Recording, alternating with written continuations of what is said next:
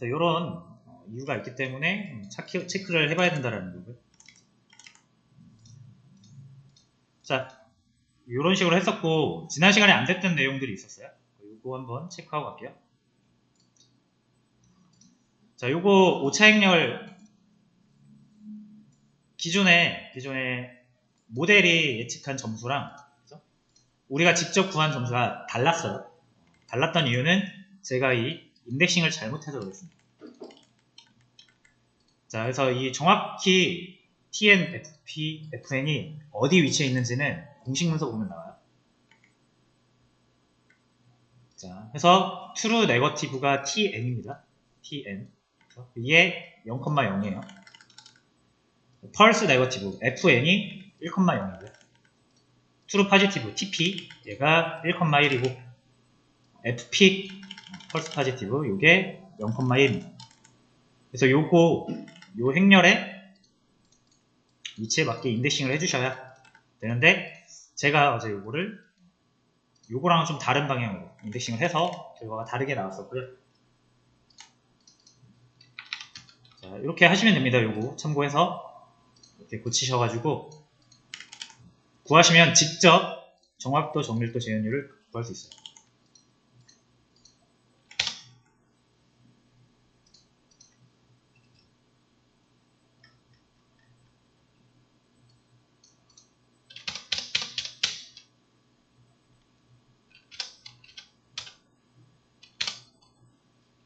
그죠?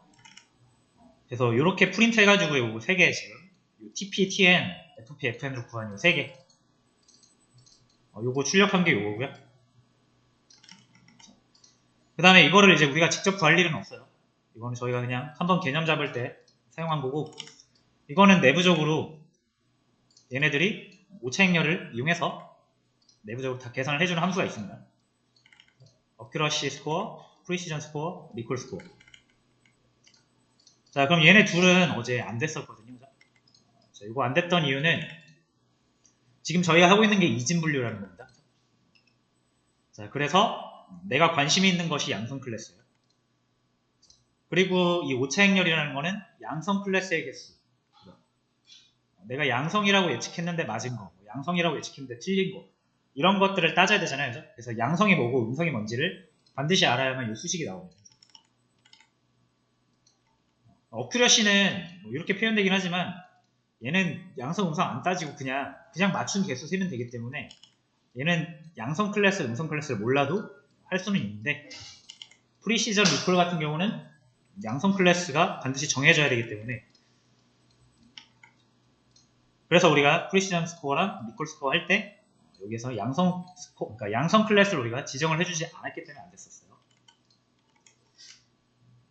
자, 그래서 양성 클래스를 지정해주는 방법은 포스 언더바 라벨이라는 파라미터에다가 양성 클래스로 삼고 싶은 클래스를 적어주시면 되고요.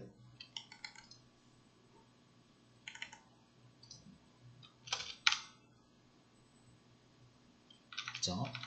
참고로 저희가 이제 이렇게 되는 이유가, 보통 머신러닝, 딥러닝에서는 주로 넘파이를 쓰는데, 저희는 이제 판다스가 익숙하다 보니까 판다스로 쓰려다 보니까, 판다스는 문자 데이터가 많잖아요. 근데 컴퓨터는 문자를 모르잖아요. 그래서 그런 데서 약간 이제 혼란이 많이 야기가 되는 것 같아요. 자, 그래서 넘파이를 저희가 뭐 처음에 그냥 딱 정리를 하고 갔으면 좋았을 것 같은데, 자, 지금 뭐 넘파이를 다시 정리하기엔 좀 그렇고, 근데 이 넘파이가 판다스랑 좀 비슷해서 여러분들이 이 넘파이를 판다스처럼 쓰시되 약간 함수명이라든지 이런 것만 좀 달라요. 그래서 그런 부분들을 찾아서 직접 해소하시는 게 여러분들이 공부하시는데 더 좋을 거라고 생각을 해서 그렇습니다. 자, 어쨌든 그렇게 해서 지난 시간 했던 내용 요 3개랑 요 3개랑 똑같은 거 이제 확인을 하면 되겠죠.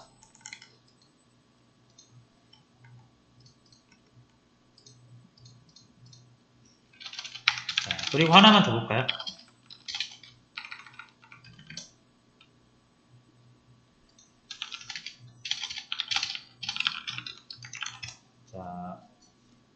SK런의 매트릭스. 여기가 그거예요. 그 평가에 관련된 다양한 도구들이 모여있는 곳입니다.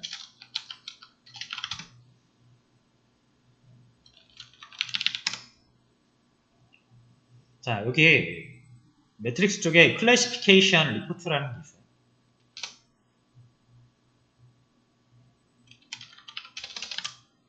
자, 요것도 함수인데 하나 사용을 해볼게요. 자, 넣어줘야 되는 거는 역시 일단 기본적으로 실제 데이터, 예측 데이터예요.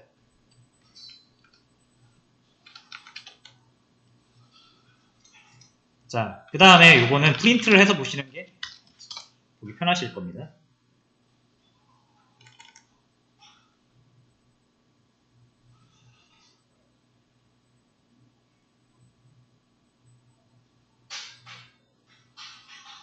됐죠? 자, 이거는 이제 좀 레포트라고 해서 정리해서 보여주는 건데, 여기 기본적으로 어큐러시가 있고요. 정확도. 그 다음 프리시전, 리콜, F1 스코어. 3개의 지표가 보이고 있죠.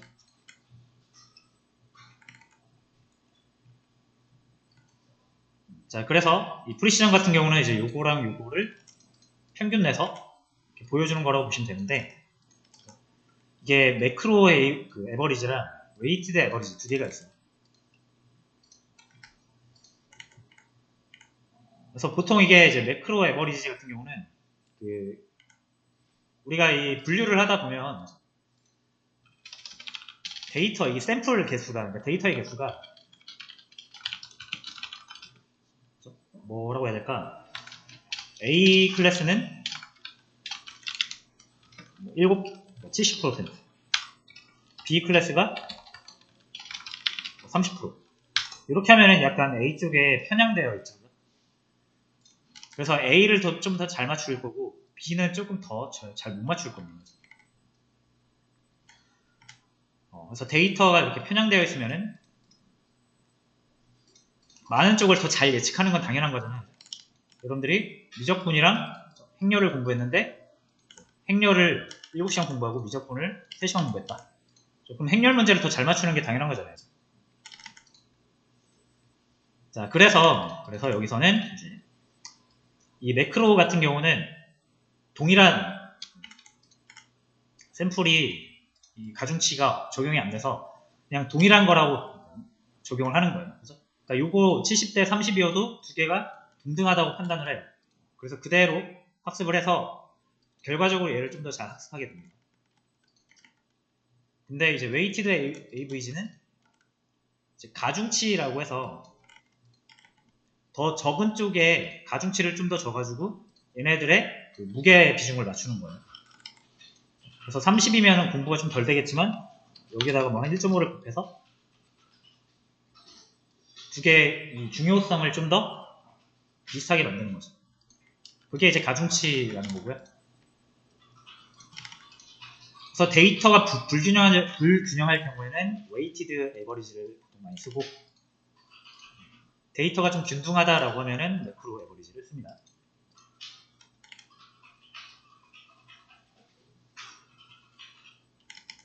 이게 이제 지금 저희 이 물고기 퍼치랑 브림 데이터도 약간의 데이터 편향이 있는 것 같습니다.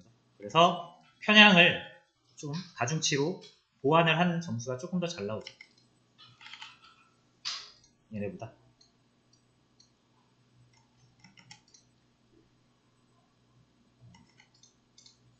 자, 그래서 나중에 우리가 다중분류 같은 거 할 때도 나오니까 일단 한번 소개를 드렸습니다. 자, 됐습니다. 그래서 우린 기본적으로 이런 개념들을 좀 익혔고요. 사실 로지스틱 회계를 이용해서 분류하는 거 그 코드 자체는 굉장히 간단합니다. 그래서 요 정도만 잘 이해를 해놓으시면 될 것 같고요.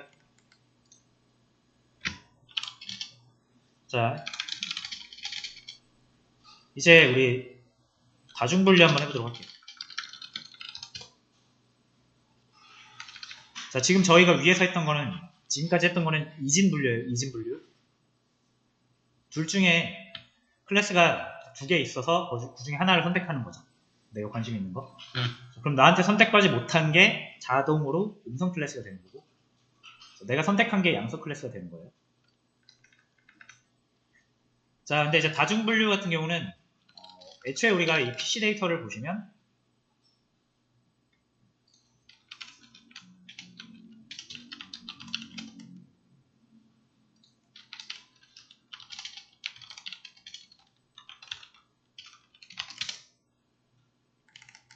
자, 이렇게 했을 때 총 7가지네요. 7가지. 7가지 어종이 있어요. 분류할 수 있는 대상이 총 7가지입니다. 그 중에 우리는 이 2개만 뽑아서 했던 거죠.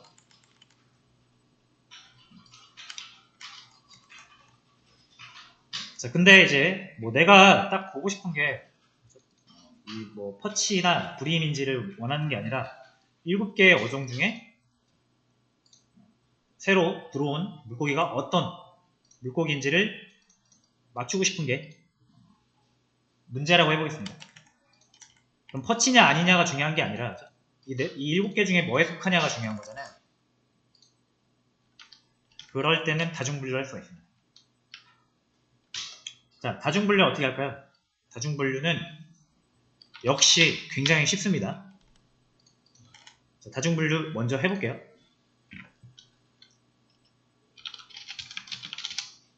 자, 데이터를 먼저 분리를 할게요. 자, 역시 뭘 쓸까요? 특성을 무게랑 길이 쓰면 될 것 같은데,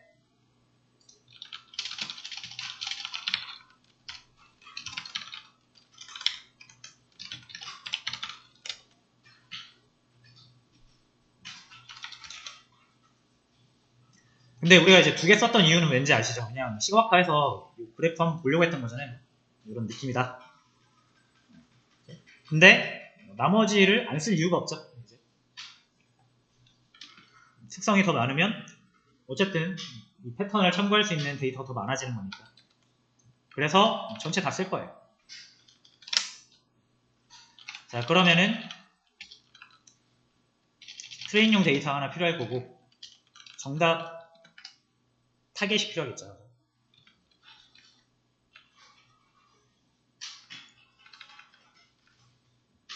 자, 일단 정답 타겟을 제외해야 되는데 타겟은 어종이잖아요. 그래서 스페시스만 제거를 했습니다. 그 다음에 타겟에다가는 스페시스만 넣어야겠죠. 요거는 이제 우리가 하도 많이 해서 눈 감고도 할 수 있는 거예요. 그렇죠. 자, 그리고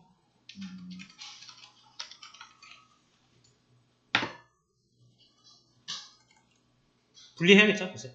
정답이랑 문제 분리했으면은 시험용이랑 공부용을 또 따로 분리해야겠죠.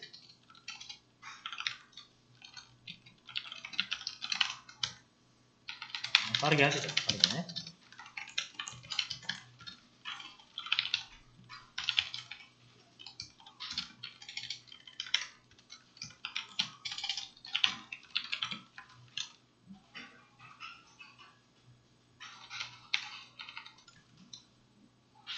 자, 여러분 처음에 공부하실 때는 복사부터 그렇게 하지 마시고 그냥 치세요. 저는 그게 더 나은 것 같습니다.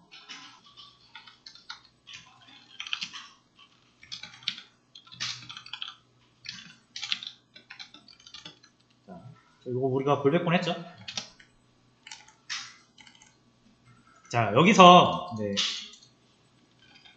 이게 이제 뭐 잘 나눠주긴 하는데 여러분 요거 한 번만 비교를 해볼까요, 저희?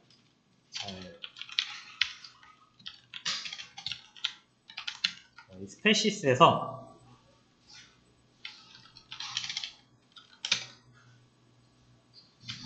데이터 말고 PC에서 볼게요. PC에서. 자, 여기서 아까 요거 카운트로 한번 봤었었는데, 자, 이 퍼치 한번 볼게요. 퍼치 56이에요. 자, 전체 개수는요?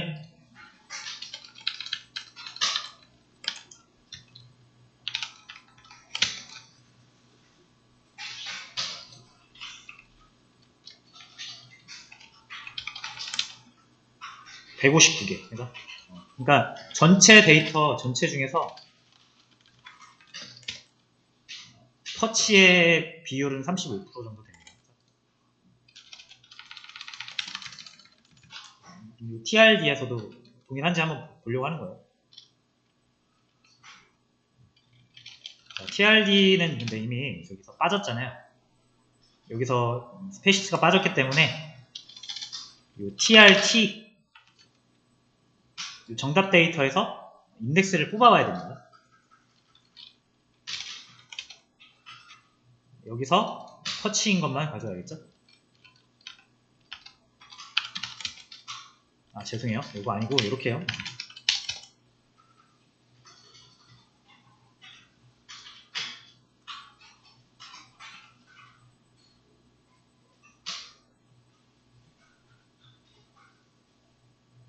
됐고요. 자, 그 다음에 이거 TRD에서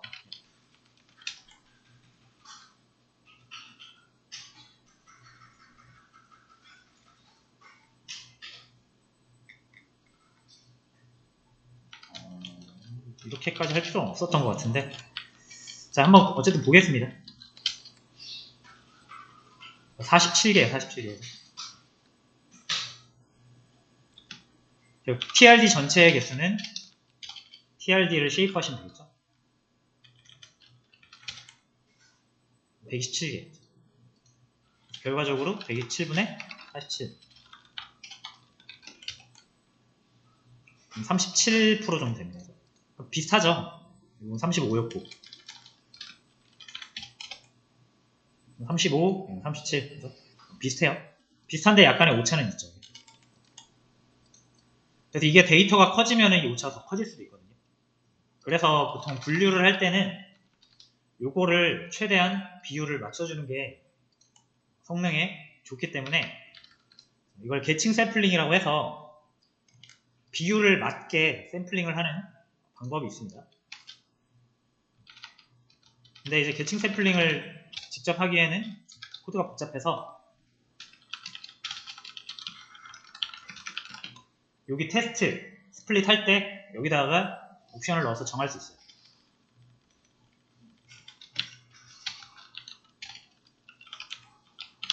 스트래티파이라는 옵션 값에다가 클래스 정보 있죠? 학습 정보 말고 여기에 타겟, 여기에 뭐 도미가 몇 마리고 농어가 몇 마리고 이런 게 여기서 구할 수 있는 거니까 그 해당 컬럼을 스트래티파이라는 옵션 값에다 정해주시면 여기에 있는 비율 그대로 쪼개줘요. 최대한.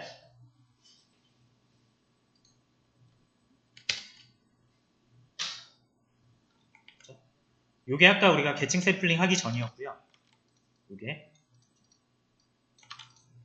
계층 샘플링을 하고 난 후에는 이거 그대로 한번 보시면 되겠죠. 45, 127.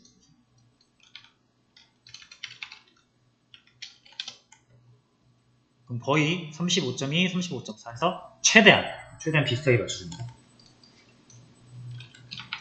그래서 가급적이면 요 트레인 테스트 스플릿 할 때 여러분들의 이게 분류 작업이면 분류 모델이라고 하면 이 스트래티파이 옵션을 넣어주시는 게 좋습니다.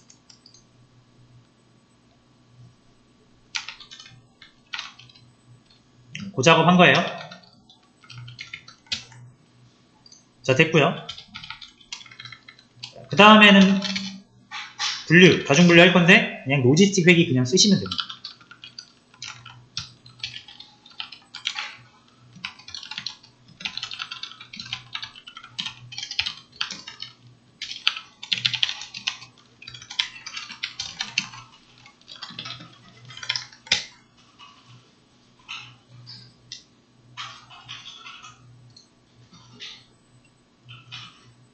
됐죠? 자, 그리고 이거 하기 전에 우리 뭐 해야 되죠? 이거? 스케일링 해야죠, 스케일링.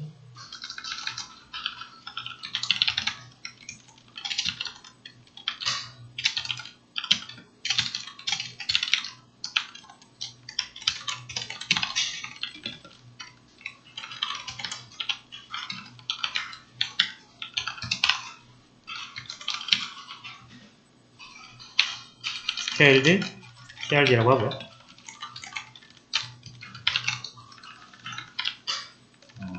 PSD 할 때는 이거 핏 빼주시고.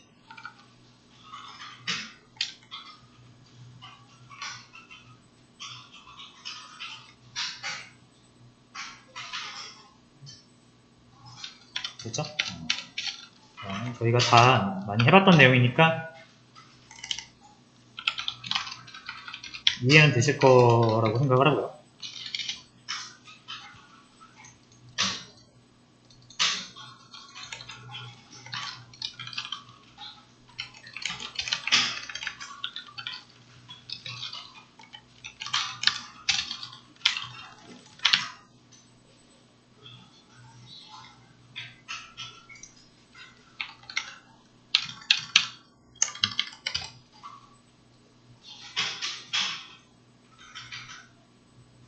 자, 그래서 이렇게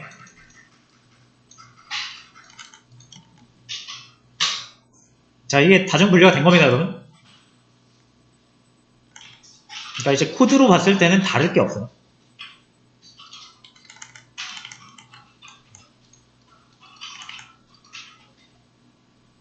하지만 이게 이제 타겟이 여러 개다라는 걸 통해서 우리가 이게 다중분류다 라는 걸 알 수 있는 거고.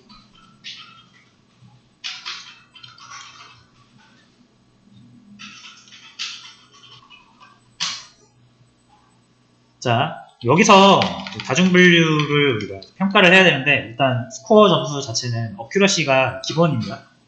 정확도.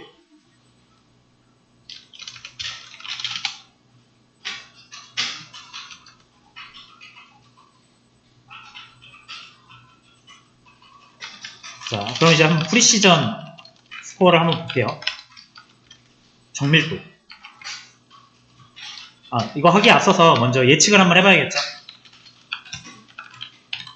예측 함수는 프리딕트. 가지고 있는 이제 새로운 데이터가 없으니까 TRD나 TSD에서 몇 개 꺼내서 한번 해보시면 돼요. 저는 요 학습 데이터를 한번 갖다가 예측을 해보라고 할게요. 너무 많으면 좀 그러니까 5개만 쪼개서.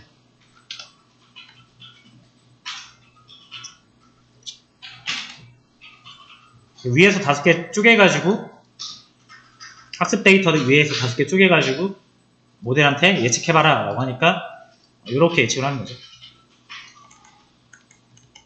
첫 번째는 파르키, 두 번째 스멜트, 세 번째 퍼치, 네 번째, 다섯 번째 브림이래요. 요거의 이제 정확도는 우리가 아까 얘가 80% 정도라고 했으니까 그렇게 생각을 해보면 될 것 같아요. 자, 그 다음에 실제 정답은 TRT의 5번째 것까지 잘라오시면 되겠죠. 이게 진짜 정답 5개니까. 비교를 하기 위해서 둘 다 프린트로 출력을 해주겠습니다. 자, 첫 번째 거 맞았고, 두 번째 거 맞았고, 세 번째 거 맞았고. 잘 맞췄네요, 그래서. 그래서 위에 5개는 완벽하게 맞췄습니다. 요거를 이제 10개 정도로 쪼개서 해보면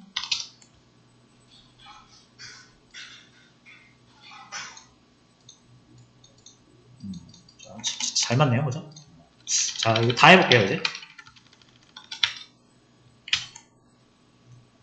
자, 이렇게 다 하면 이제 우리가 눈으로 확인하기 힘들어요. 자, 그러면은 이거를 컴퓨전 매트릭스를 한번 이용해서 보도록 하겠습니다.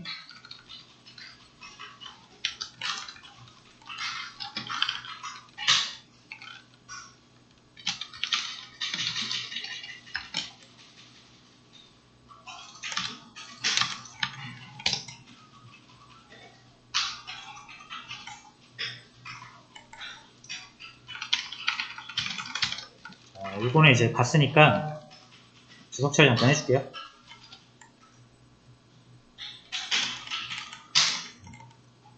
자, 그래서 7개가 나올 수밖에 없어요. 왜냐면 클래스가 7개니까.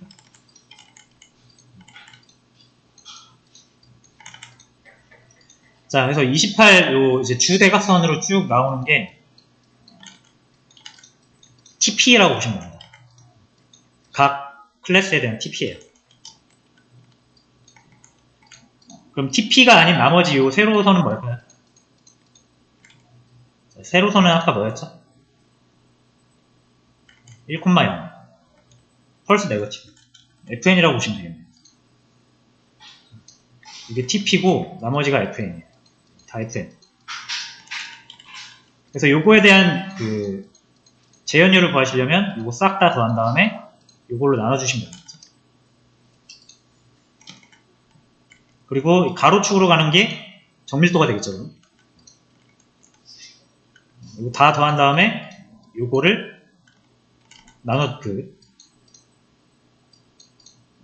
다시요. 그러니까 요거에다가 요거 다 더한 거 나눠주시면 돼요. 그러면은 이 프리시전이든 정밀도든 7개가 나올 거거든요. 7개를 평균 내는 겁니다. 네, 이제 이렇게 보면 좀 힘들잖아요. 그래서 우리가 아까 클래시피케이션 레포트를 이용을 해서 좀 더 편하게 볼 수가 있는 겁니다.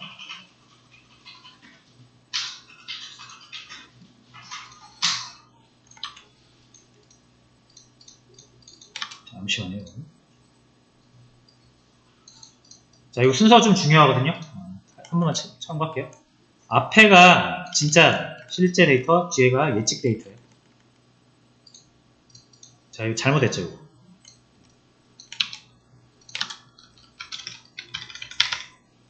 뒤에가 예측 데이터, 앞에가 실제 데이터.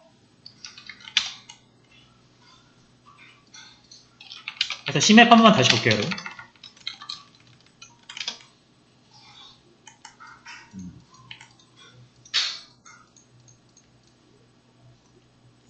자, 이렇게 봐야 되는데 어쨌든 이거를 그냥 행렬을 돌린 거긴 한데 그래도 이렇게 봐야 되는 게 맞습니다. 그래야 이제 재현율과 정밀도가 제대로 나와요. 자, 그럼 요거를 이제 그대로 클래시피케이션 레포트에다 요 순서 그대로 넣어주십니다.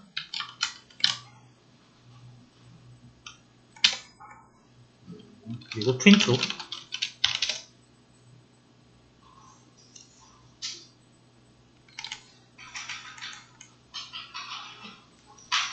됐죠? 그래서 요 클래스 도미에 대한 클래스의 프리시전은 0.93 리콜은 1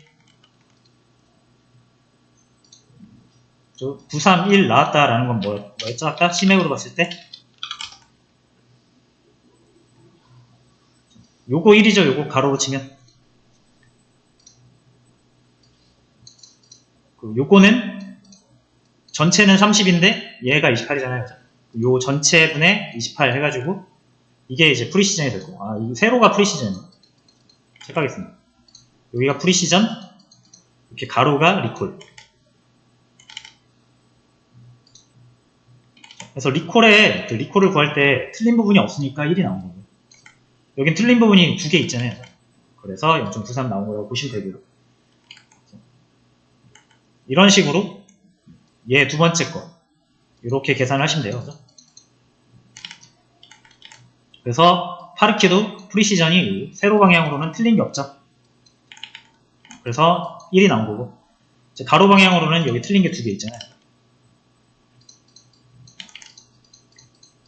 자, 그래서 이런 식으로 좀 따져보시면 됩니다. 자, 그 다음에 여기도 밑에 보시면은 아까 우리가 그 밸류 카운트 했을 때 다시 볼까요? 밸류 카운트 했을 때 샘플의 개수가 다 제각각이죠. 균등하지 않아요. 그래서 화이트 PC에 대한 예측은 제대로 못할 겁니다. 그래서 얘네들한테 가중치를 좀 더 주는 방식으로 평균을 구해서 구한 게 이제 웨이티드 에버리지예요. 그렇지 않고 그냥 균등하다고 생각하고 중요도가 다 똑같다라고 생각하고 한 게 이제 매크로 에버리지. 균등한 상태에서 그러니까 데이터의 이 클래스가 균등한 상태에서 쓰면은 얘가 좀 더 높게 나올 거고요. 지금처럼 이렇게 균등하지 않은 상태 클래스들을 예측할 때는 웨이티드가 높게 나올 겁니다. 그래서 여러분들이 그 클래스의 분포 상태를 보고 균등 분포인지 아닌지를 판단하신 다음에 체크를 하시면 돼요. 그래서 얘는 요거를 쓰면 되겠구나. 요거를 이제 참고를 하면 되겠구나. 자, 그래서 이제 다중분류는 이렇게 하시는 겁니다. 별거 없죠? 그러니까 그 프로세스의 흐름 자체는 다 똑같습니다. 자, 그래서 일단 로지스틱 회기를 위시한 이제 분류. 우리는 분류라는 거를 우리가 공부한 거예요. 로지스틱 회기는 그냥 분류를 공부하기 위한 하나의 수단이었고, 자, 분류를 하는 그 행위 자체를 잘 프로세스를 기억하시고, 로지스틱 회기는 이러이러한 거구나 라는 거 간단하게 개념 정도만 좀 익혀 놓으시고요.